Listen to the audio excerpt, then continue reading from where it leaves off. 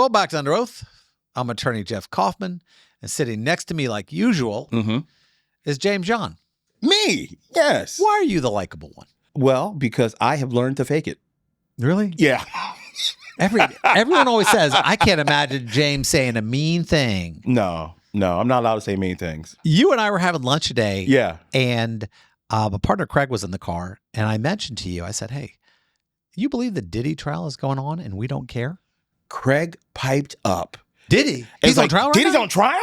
But I didn't know it started, and we were both commenting, yeah, and you Why won't. do you think we aren't hearing about it? Because. And how are we not hearing about it? You know why. We're not supposed to talk about it. You know why. I mean, I remember when Danny Masterson from the 70s show was on, we heard, and that's not even close. Every day we heard some weird stuff. Yes, we did. Yes, we did. But we don't hear anything about this trial. Mum's the word. Because you know why? They a lot of people who donate a lot of money, a lot of advertisers out there who go, don't say anything. Don't you say Don't nothing. cover this. Mm-mm. Don't cover this. Don't you go to that trial. How are we not covering it? You know why. Yeah, but there's nothing else going on. No. What else is going on right now? No, it's just tariffs and Diddy. Tariffs and Diddy. That's Half it. the people don't know what a tariff is. They don't, but they know who Diddy everybody. is. It's a tax. It's a tax. It's a tax. But they know who Diddy is. He's starting a trade war. No, trade war doesn't end. It's ongoing. Trade war is ongoing. It's a never. There's no like, hey, we declare war. No, we've been fighting it for a long time. Every country fights it. Correct. Everyone's it. Correct. We just don't say anything. We all want the better deal. Yeah. That doesn't end. We all What country goes, you know what? We're good. Let's pay a lot of this. None. When was the last time you went into a car dealership and goes, sold? Yeah, I'll take it. I'll take it. Let's not haggle at all. You know what? No. I'm good. Just tell me what I'm paying. Gotcha. Don't even tell me. In fact, here's a I blank want check. you to charge me extra. There you go. You know, I dealt with a car dealership the other day. I'm not going to mention the name. But this dealership started talking. And the minute the guy goes, yeah, we're going to put coating. Coating. Coating. Coating, yes. Now, women, and I'm addressing you directly. Mm-hmm. Okay, I like this. If you hear the word coating, ask the guy, hey, I didn't authorize this conduct. We are not in a relationship here. You are not me tooing me at the blank dealership. Okay. Explain that to everybody out there. Coating is a scam. Yeah. Oh, well, we put coating. What coating? What kind of coating? It's acrylic ceramic. Is it bulletproof? Exactly. No. Oh, we sprayed some stuff on the car. You mean paint?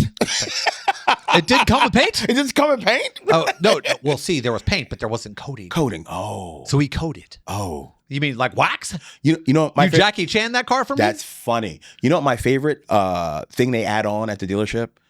Destination fee. Oh, yeah. They're travel agents now. Yes. Yeah. Destination fee. Because you can't just come here, you know. I got hit for Ticketmaster. I was like, wait a second. Wait, hold on.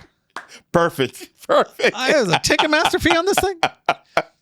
And Ticketmaster's going, shut up. Shut up. Yeah, shut up. Okay. See, you have to ask yourself this question. What am I paying for? That's a great question. Now, this is the Ticketmaster scam. And Ticketmaster, please come after me. Yeah. Please, I'm asking you. This is what it goes. Ticketmaster goes, oh, we'll add $69, $89. And why does it go up depending on the cost of the ticket? That's correct. Does the value they give you go up? No. Did the amount of energy? They go, well, see, since it was $2,000, we had to put 3 people on this ticket. Correct. No. It's the same amount if I buy a $10 ticket to a $300 ticket. Yes. And then here's the thing. If I want to transfer the ticket or I want to sell the ticket, there's another fee. For me to sell something I already own. That's a tariff. All right. It's a tariff. All right. You know what time it is, my friend. Oh, please. It's time for Legally Screwed. He's an attorney and he doesn't know this. Like I say. Well, people turn to you. Yeah. For advice. And they blame me when I don't agree with what happened on the Good Wife. That is correct. Okay. The Good Wife. I saw in The Good Wife, this wasn't the law. Is that the barometer? Yeah. Good Wife. This is the same woman who got off ER. Let's be honest. She walked away from ER money. True. Oh, well, I saw Matlock and she said. Matlock, she said, and he said. Okay, here we go. Legally Screwed. That's right. Okay. If you got screwed, was it legal? Here's how we do it. Now, a woman in coma still legally married to husband. Okay, this is going to be a good one for you. Coma. A friend is in a coma with liver and kidney failure, and her divorce proceedings with her husband are still pending after 3 years. She has adult children Who has legal authority to make decisions for her? Her estranged husband or her adult children? And what happens if neither wants responsibility? Ooh. Okay. Depending on the state you're in. Always? It always depends on the state. Okay. Somebody has to be considered her guardian. All right. Somebody has to have rights to speak for her. Sometimes you have a will that defines it. If you're incapacitated, and it says who's got rights to make medical decisions or financial decisions. And that's normally in an agreement you have. But since she is absolutely unable to, and let's say this agreement doesn't exist, okay, somebody's got to be declared a guardian. Gotcha. So she's in limbo because she's in divorce proceedings. Well, the divorce doesn't stop, until there's an order. Yeah, got it. That's what I mean. Until the judge goes, yeah, you guys are free of each other. They're still responsible for each other. Gotcha.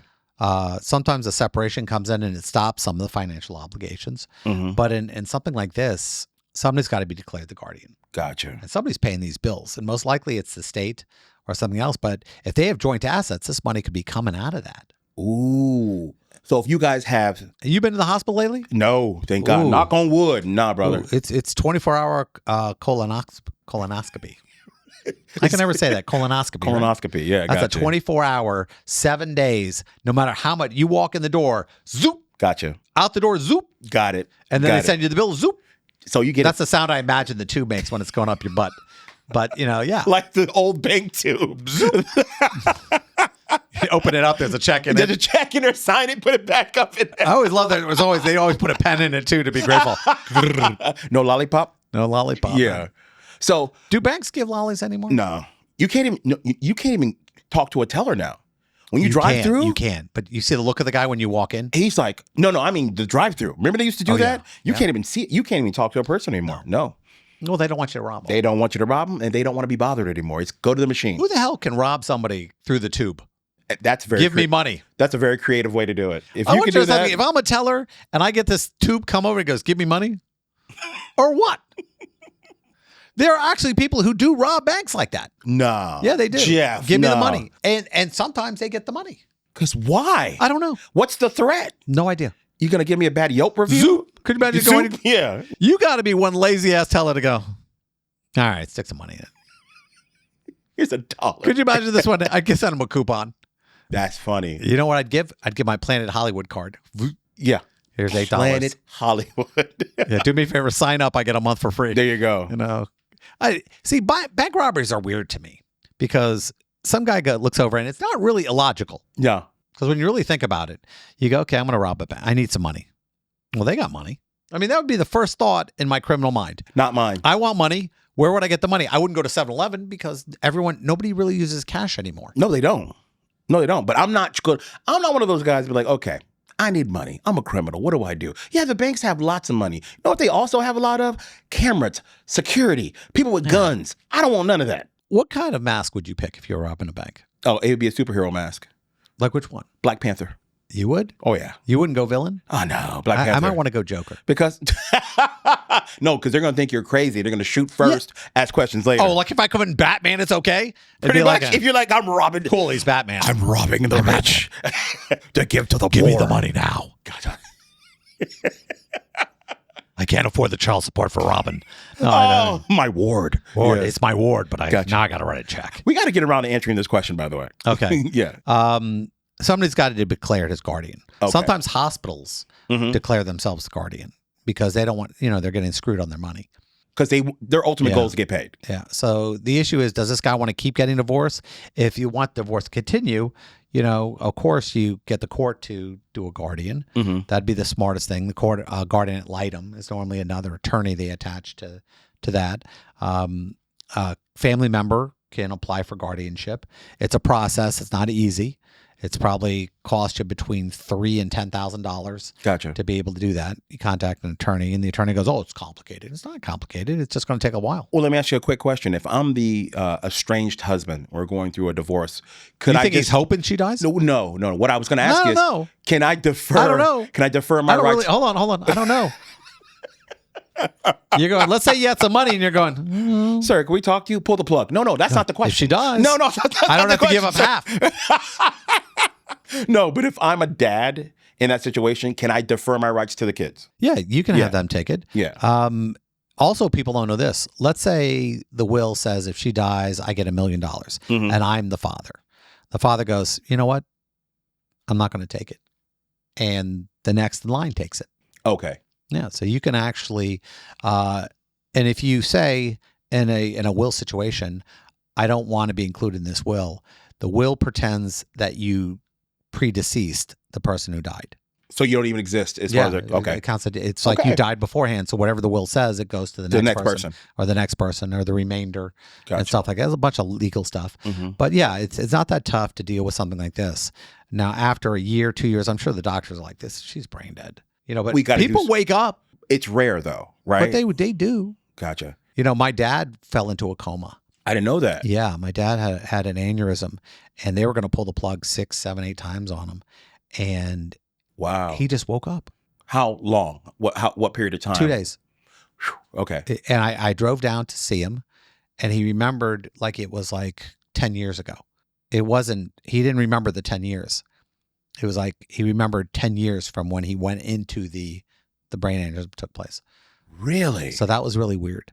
And I'm talking to him and I'm going, and it's weird because it's like talking to a ghost. Because when you've already written somebody off, when you've already mourned, yes, and you've done these things, it's like, am I talking to the ghost of my father? And it was because it was like the ghost of Poppy passed. Yeah, literally. Yeah. And I was like, wow, this is just, and I didn't process it at the time. And I've asked myself, because he went back in the coma and died later. I've never asked myself the question, should I have asked him more? Because you didn't know. I knew that I was getting a mulligan, a free conversation. I was getting a do-over. You really did. And it was so weird. I guess I just treated it like this really wasn't happening.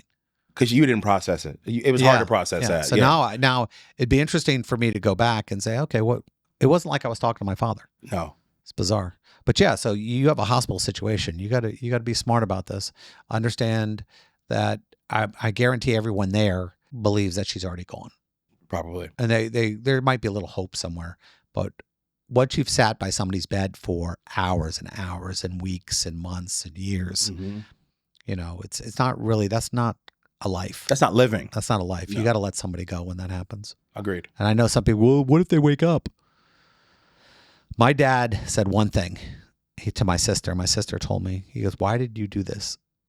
Meaning, why'd she not pull the plug? Yeah. Really? Yeah. That was weird. That's very weird. And I'm glad I wasn't her. Me too. I was so grateful my sister handled that. Because I would have not known. I'd have been like this going, I tried to pull the plug when you were alive.